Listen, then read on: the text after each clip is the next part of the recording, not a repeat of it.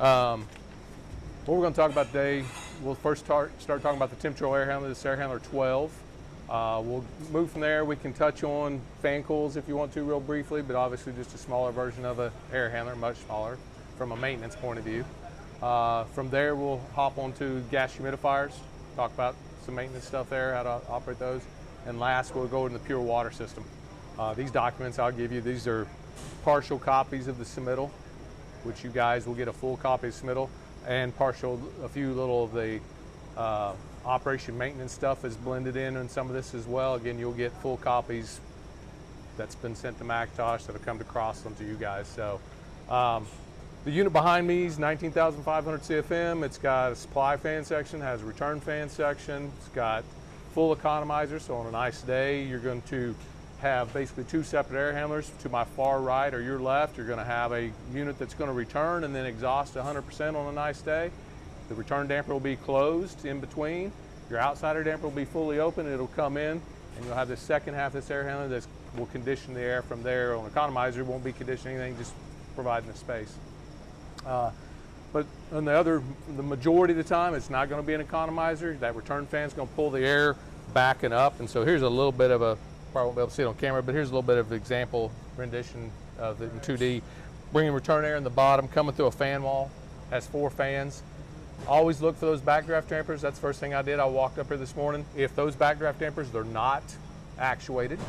Those are just, they're off the flow. So if they're open, running. If one of them's closed, that means 3 fans are running and the 4th fan has got air pressurized and closing that. They close off those other ones. So if one's closed, then you know you've got an issue. Okay, we'll come back and talk about it in a minute. Here's your outside air, or your relief air here, return damper, and then your outside air coming in at this point in time. We come through an air blender. If you remember back on Yale campus, on the, I think it's the TEC, we were having some free static trips early on, and then Macintosh, same contractor, we installed some Jeremy over there, and we installed some blending baffles that they made up, and we figured it out.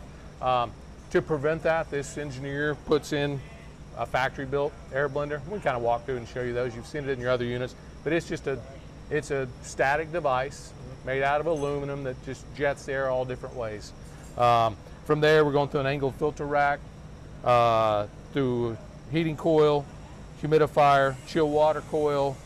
Again, all these have drain pans in them, so you're going to be looking to make sure those are cleaning out and flowing. Any of them are standing and backed up, your piping is going to be here to go clean that out.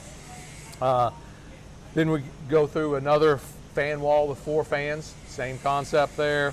Final filter here, 12-inch, I think it's a MERV 15 on this one. It's in here, and then down discharge. So biggest things, want to make your fans, make sure your fans are all running. If you walk up to this and you look in the back side and one of those 4 dampers is closed, grab this, open that up. Since it's running, I'm not going to, especially since I'm on camera. You guys open it up, see if one of those contactors is tripped. You're probably very familiar with this, right? Yes. If one of those contactors are tripped, then maybe it's a bad contactor. Maybe the set point of it isn't all the way tweaked.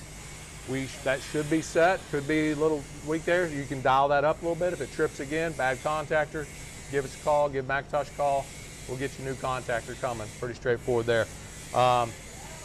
Filters, depends on how much you want to go in depth there. I think are you guys quarterly changing your pre-filters? I'm not sure. Pretty much. I think it is. That's what you historically have done. That's right. A great way to do it. We have Dwyer gauges, but this unit's running, I don't know how fast the unit's running, I haven't looked at VFD, but at the end of the day, it's sitting there pegged out at 0, which tells you that they're not incredibly reliable, but it's visual more than anything, and then it's just time. One thing other time-wise, I forgot this, has UV lights in the chill water section as well. They're not, the bulbs aren't put in just yet. Those basically last about 8,000 hours. There are control devices on here that measure and can tell you that, but I'm just going to tell you, I would just get a program going just like your filters which 8,000 hours is about a year. Every year, just change the bulbs, change the bulbs, change the bulbs. Why is that important? What do they really do? Well, the UV lights are going to clean up any growth, potential growth in your wet section, which is your chill water section. I don't know how much you have. Morning, Kyle. I don't know how much you're going to have at Yale. I don't think you guys have a ton of UV lights over there, so you may not be as familiar. But here you do. UV lights will burn your eyes. All this glass, though, is UV rated. So if you open the door and the blue light's still going, then that means the kill switch didn't work. So close the door and call McTosh, call us. They'll roll the truck out. We'll figure out why that switch isn't working, but it should kill them. So you have that safety on there as well. We talked about drain pans a little bit. Talked about the fan maintenance a little bit. I had a list here, and I'll give you this at the end of it, kind of what the different items, drain pans, changing filters, UV lights, inspecting any area of dirty cleanliness, because the units behind you are all for operating rooms. So that's going to be a real high priority to make sure that not that this one's not, Right.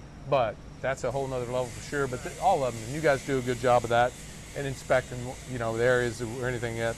Talked about the motor overload panels with the contacts, and then last is just damper operation, just walking up to the economizer section and looking up and just seeing, hey, what are my exhaust and outside air dampers doing? They both should be in sync. So if our return damper is closed, our exhaust and outside air dampers both should be full open because we're in economizer mode. If our return damper's semi-open, then those exhaust and outside air dampers should be modulating as well. So let's walk in direction of airflow if you want to real fast, poke at each section.